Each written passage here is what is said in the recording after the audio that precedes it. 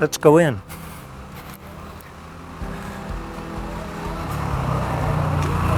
These are actually Balinese guys. They came from a temple in Singaraja that got torn down, so the red stones particular to that area. Love these guys. Kind of protectors.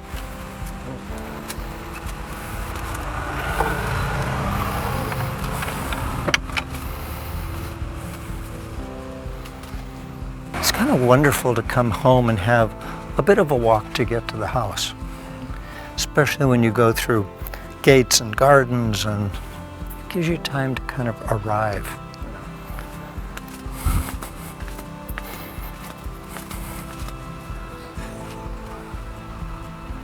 With all of this, you can see the Japanese influence, the stone, the shape of the roof, that there are gates, and nothing is revealed at once. So you come to a spot and then you can see something, but then you have to go to another spot to see the next scene.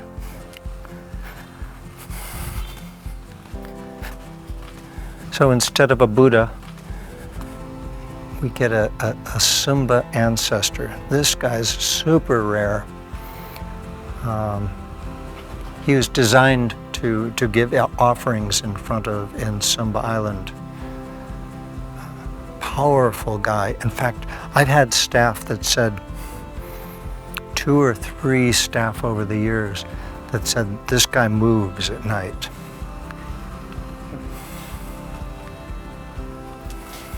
So around another surprise, another beautiful garden.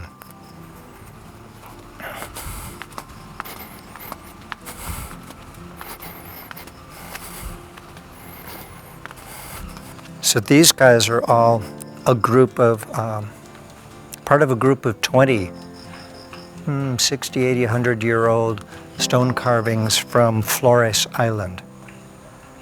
They're ancestor pieces, but they would live near the longhouse, the main meeting house for the tribe. These are both Balinese temple statues. Again, they become available when a temple is torn down and rebuilt. So this is home.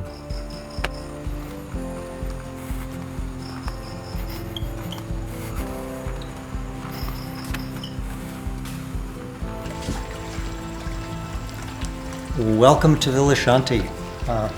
I'm David Bardwick, in case you don't know me. Since I was in high school, I wanted to build a house. I wanted to design and build a house. So finally, 12 years ago, I took the opportunity for getting some land here in Ubud and designing this. So it's a real reflection of David Allen collection. The house is my design. Every piece of wood, every bit of the decorations are all David Allen collection pieces. Well, let's take a tour. This piece is a very old special piece from Sumba Island, Indonesia. It's a threshold. So you'd walk up to the house, you'd step up into here, and then step over the threshold. The raised part that you step over is there to keep evil spirits out of the house. Here, kitchen. I designed it small because I didn't intend to cook.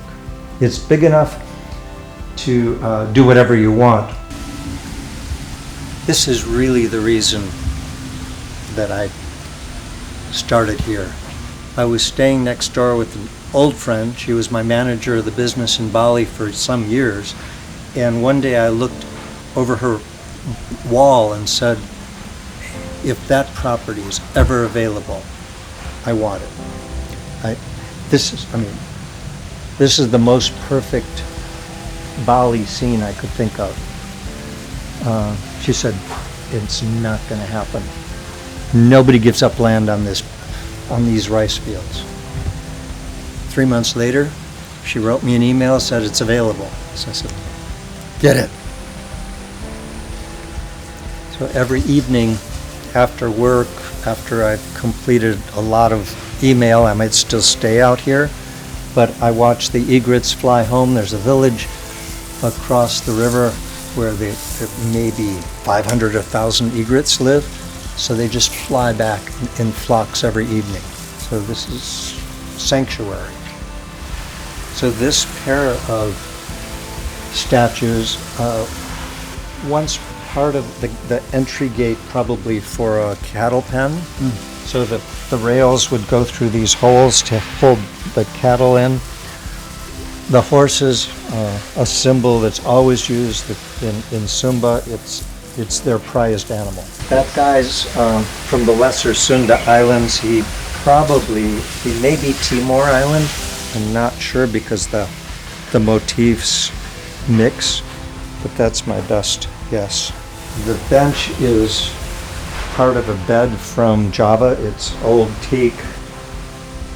All of these pieces are also from Lesser Sunda Islands. Anywhere you look in the house, you're going to see panels, art everywhere. We probably haven't even talked about 90% of the art in the living room. So these panels up here are from Java. Probably part of a bed.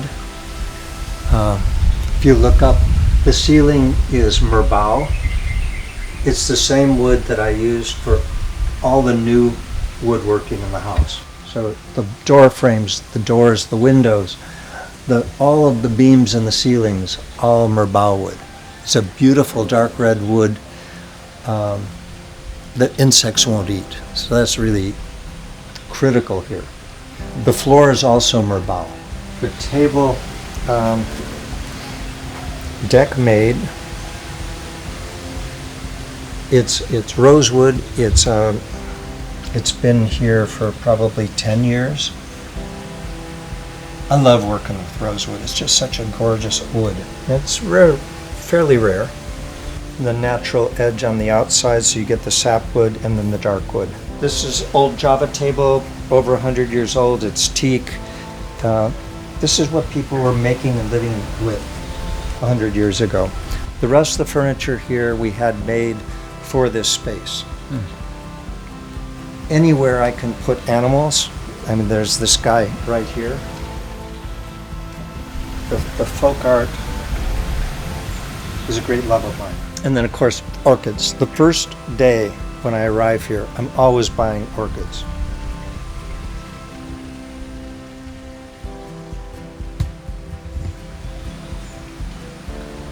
It actually took us 6 months to find tile that color for the pool. You get something in your mind and it has to be that way.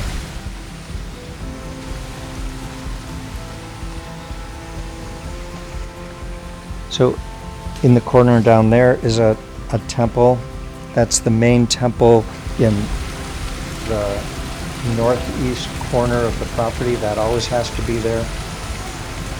That one, the temple with the gold, is for water. You always have to have a temple for water. So here's a swimming pool, you have to have a temple.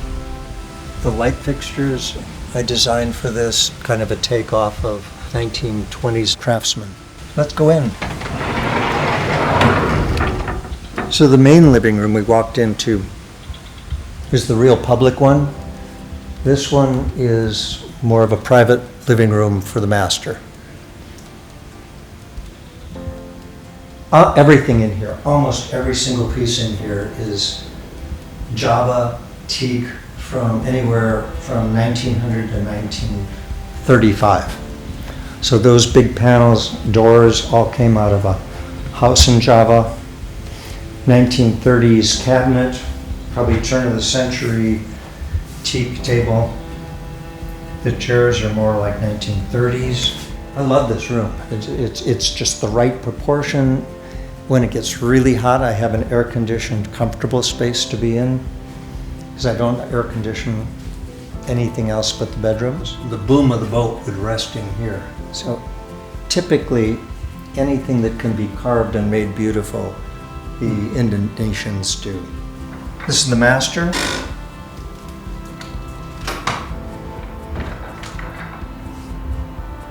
This cabinet was made for the Dutch. It's teak. It's probably made in the 1920s, 1930s. great deal of great craftsmanship was done for the Dutch as they were settling into and taking over Java. Java, which now has like 120 million people, they totally controlled. Bali, they tried, and the Balinese wouldn't have it. And the Dutch failed to conquer Bali. Master bath.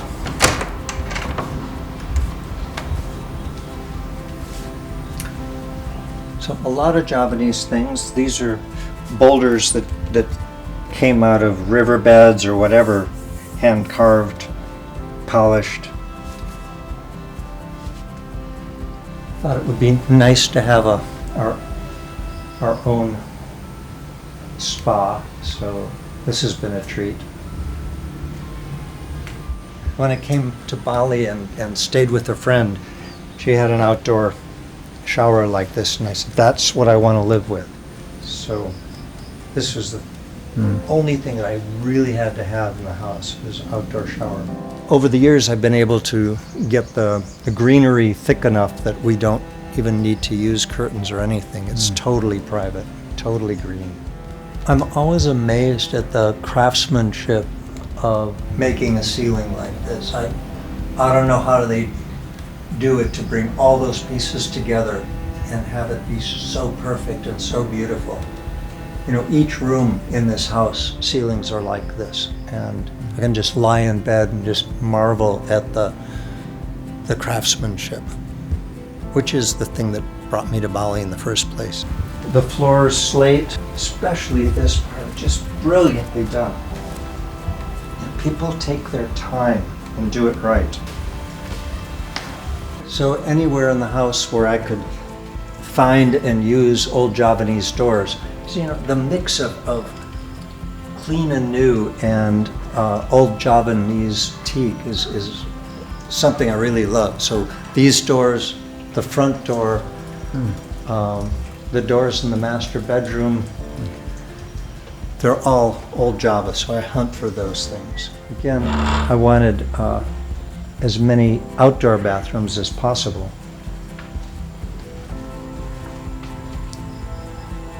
So the green is critical. Old cabinets, this is probably turn of the century.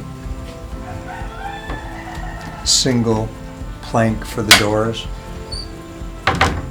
It's a beautiful old country piece. Just some villager made it. Didn't know how to carve, no training. That's what I like. It's like front porch art. There's no bedroom upstairs. We have a place for a bedroom, but no bedroom. So I said, all bamboo, 100% bamboo. So we built a room. So one of my dreams for a house was to have cantilevered steps. No support, they just supported into the wall. So I thought, what material? Natural material, ironwood. So the steps themselves came from tearing down old ironwood factories in Borneo. So they're all reclaimed. Up here, whole different perspective on the rice fields. And that rice field back there, they were just planting an hour ago. The one below us, a week ago. All the beams, all the doors, everything, the flooring, everything but the furniture is bamboo. They've created a way to treat bamboo so it's bug resistant. Have not had any problem at all. Along the way, the property next door became available. I didn't really want to buy it, but I understood there was a hotel that was going to use that property for a parking lot, and it's above this villa. I can't have it. So we bought that land. Once you spend the money on land here, you got to do something with it. So we built this gazebo to go with that house. So there's a pathway that leads down from the other villa down so that villa can have seating on the rice field. It's really critical to me that you can be on the rice field.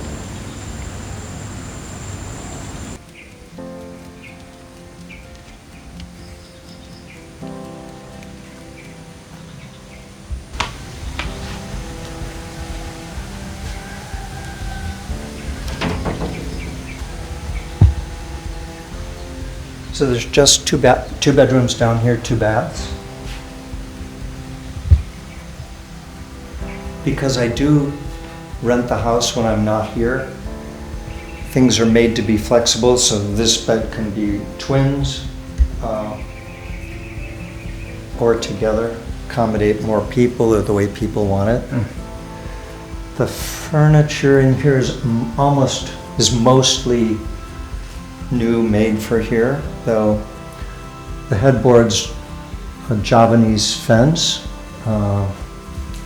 beautiful old village cabinet, teak. Beautiful. Yeah. Walk-in closet. This window I had, it's made in an oven. So it's quite a process to get something like this done. These 2 bathrooms are mainly terrazzo.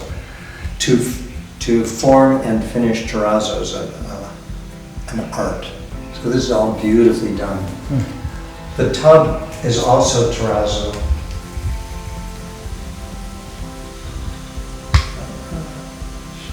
Should have a Japanese tub. This level has a totally different feel. You're right on the rice field. I love these bedrooms. They're big, comfy. Bathrooms are matching, so it's really the art